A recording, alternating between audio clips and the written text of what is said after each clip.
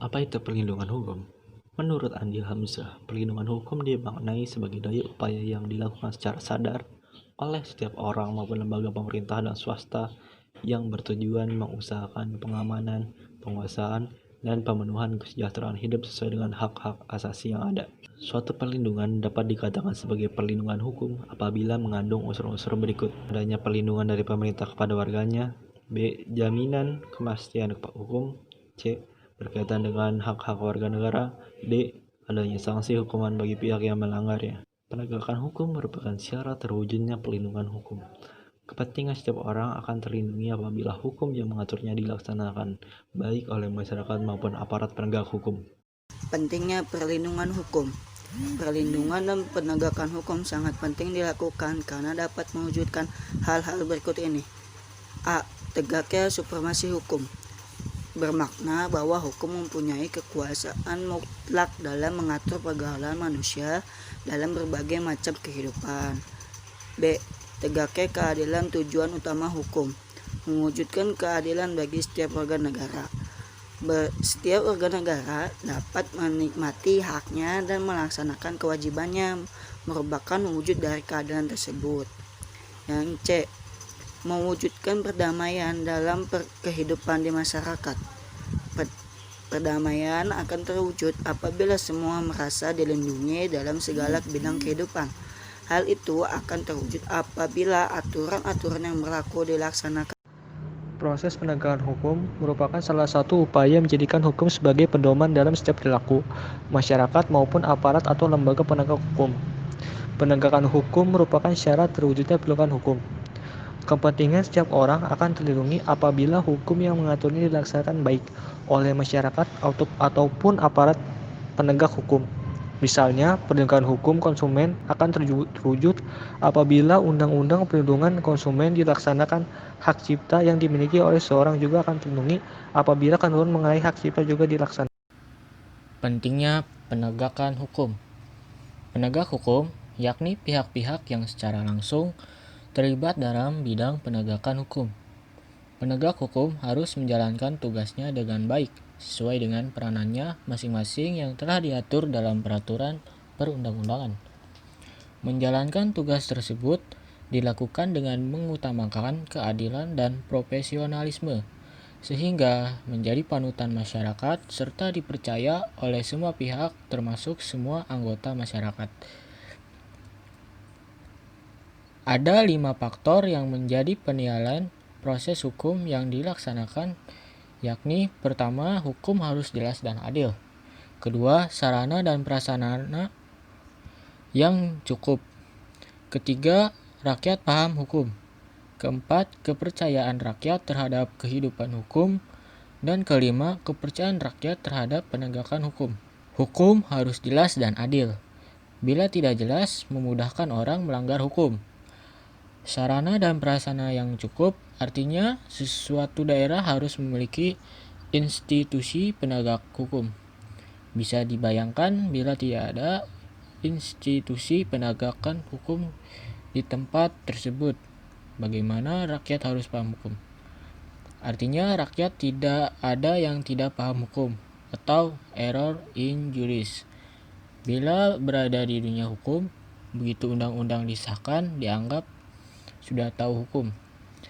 Kepercayaan rakyat terhadap proses hukum serta kepercayaan rakyat terhadap penegakan hukum.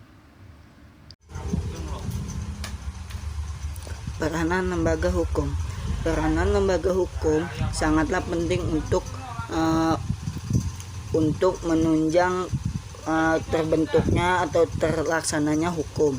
Yang pertama, peranan Polisi Republik Indonesia berperan dalam memelihara keamanan, ketertiban masyarakat, penegak hukum, serta memberi pelindungan, pengayoman, serta kepada masyarakat dalam rangka terpeliharanya keamanan dalam negeri. Yang kedua, Kejaksaan Republik Indonesia. Kejaksaan Republik Indonesia adalah lembaga yang melaksanakan kekuasaan negara, khususnya di bidang penuntutan.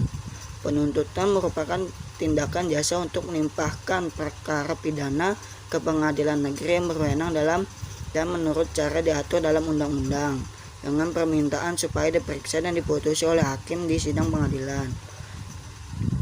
Peranan hakim. Hakim adalah pejabat peradilan negara yang diberi wewenang oleh undang-undang untuk mengadili. Lembaga-lembaga tersebut berperan sebagai penegak keadilan dan dibersihkan dari setiap intervensi baik dari lembaga legislatif, eksekutif maupun lembaga lainnya. Peranan advokat. Advokat adalah orang yang berprofesi memberi jasa hukum, baik di dalam maupun di luar pengadilan. Jasa hukum yang diberikan berupa memberikan konsultasi hukum, bantuan hukum, menjalankan kuasa, mewakili, membela, mendampingi, dan melakukan tindakan hukum. Dinamika pelanggaran hukum. Kasus pelanggaran hukum. Anda tentunya pernah mendengar peristiwa pembunuhan dan juga perampokan yang terjadi di suatu daerah. Anda juga tentunya pernah melihat di televisi seorang pejabat negara ditangkap karena melakukan korupsi. Nah, pembunuhan, perampokan, dan korupsi merupakan sebagian contoh dari pelanggaran hukum. Apa sebenarnya pelanggaran hukum itu? Mengapa terjadi pelanggaran hukum? Pelanggaran hukum disebut juga perbuatan melawan hukum, yaitu tindakan seorang yang tidak sesuai atau bertentangan dengan aturan-aturan yang berlaku. Dengan kata lain, pelanggaran hukum merupakan pengingkaran terhadap kewajiban-kewajiban yang telah diterapkan oleh peraturan atau hukum yang berlaku. Misalnya, kasus pembunuhan merupakan pengingkaran terhadap kewajiban untuk menghormati hak hidup orang lain. Pelanggaran hukum merupakan bentuk ketidakpatuhan terhadap hukum. Ketidakpatuhan terhadap hukum dapat disebabkan oleh dua hal, yaitu A. Pelanggaran hukum oleh si pelanggar sudah dianggap sebagai kebiasaan. Yang B. Hukum yang berlaku sudah tidak sesuai lagi dengan tuntunan hidup. Saat ini, kita sering melihat berbagai pelanggaran hukum yang terjadi di negara ini. Hampir setiap hari, kita mendapatkan informasi mengenai terjadinya tindakan melawan hukum, baik yang dilakukan sendiri, masyarakat, ataupun oleh aparat penegak hukum sendiri. Berikut ini contoh perilaku yang bertentangan dengan aturan yang dilakukan di lingkungan keluarga, sekolah, masyarakat, bangsa, dan negara. A. Dalam lingkungan keluarga, diantaranya mengabaikan perintah orang tua, mengganggu kakak atau adik yang sedang belajar, menonton TV sampai larut malam. Yang B. Lingkungan sekolah diantaranya berpakaian tidak rapi dan tidak sesuai dengan yang ditentukan sekolah. 2. Datang sekolah terlambat. 3. Bolos mengikuti pelajaran. Yang C. Dalam lingkungan masyarakat diantaranya 1. Mangkir dari tugas ronda malam. 2. Tidak mengikuti kerja bakti dengan alasan yang tidak jelas. 3. Melakukan tindakan diskriminasi kepada orang lain. Dalam lingkungan kebangsaan dan bernegara diantaranya 1. Tidak memiliki KTP. 2. Melakukan tindak pidana. 3. Melakukan aksi teror terhadap alat-alat kelengkapan negara.